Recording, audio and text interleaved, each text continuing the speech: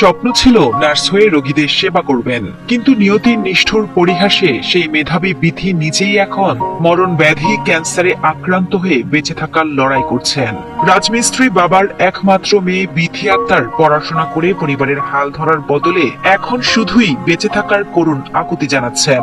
তাকে সুস্থ করতে নিজেদের যতটুকু সম্বল ছিল সব শেষ করে এবং ঋণ করে চিকিৎসা করিয়েও কোনো লাভ হয়নি। বুকের ব্যথা করে, খুব পা ব্যথা করে, পা শুষরায়, শ্বাসকষ্ট, হাঁটাচলা করতে অসুবিধা হয়।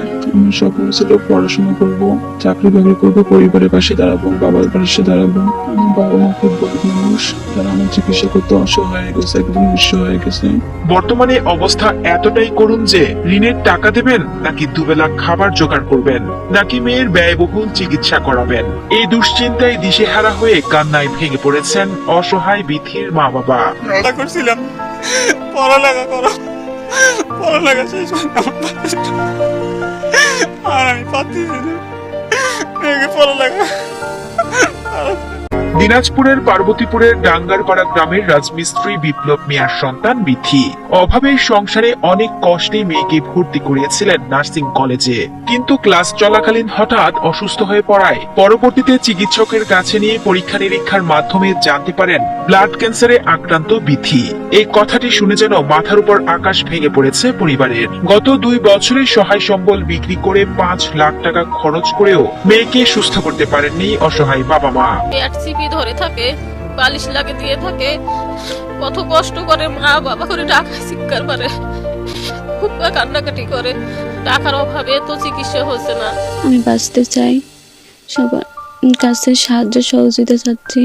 চিকিৎসকের পরামর্শ অনুযায়ী বিথিকে বাঁচাতে হলে দ্রুত দেশের বাইরে নিয়ে উন্নত চিকিৎসার প্রয়োজন, যার জন্য খরচ হবে প্রায় 30 থেকে 35 লাখ টাকা। যেখানে দৈনিক ওষুধের খরচ চালাতেই হিমশিম খাচ্ছে পরিবার, সেখানে এত বিশাল অঙ্কের টাকা জোগাড় করা কোনোভাবেই সম্ভব না বিথির পরিবারের পক্ষে। তাই সন্তানকে বাঁচাতে সরকার সহ দেশের বিত্তবানদের কাছে আর্থিক সহায়তার জন্য আবেদন জানান বিথির বাবা মা।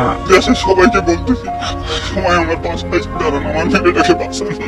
এই তরুণীর এই করুণ পরিস্থিতি দেখে ব্যথিত স্থানীয় ও প্রতিবেশীরা। তারা নিজেদের সাধ্যমতো স্থানীয় হাটবাজার ও শিক্ষা প্রতিষ্ঠান থেকে অর্থ সংগ্রহ করে বিথির পরিবারের পাশে দাঁড়িয়েছেন। তবে উন্নত চিকিৎসার জন্য প্রয়োজন আরো অনেক টাকার। তাই সরকার সহ সমাজের বিত্তবানদের অসহায় এই পরিবারটির পাশে দাঁড়ানোর আহ্বান জানান তারা।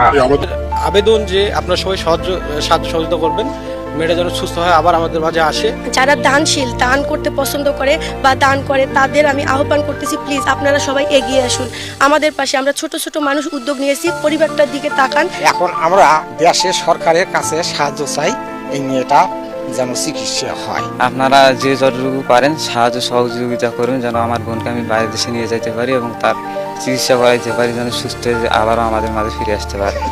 সবাই সাহায্য করেন, সহযোগিতা করেন।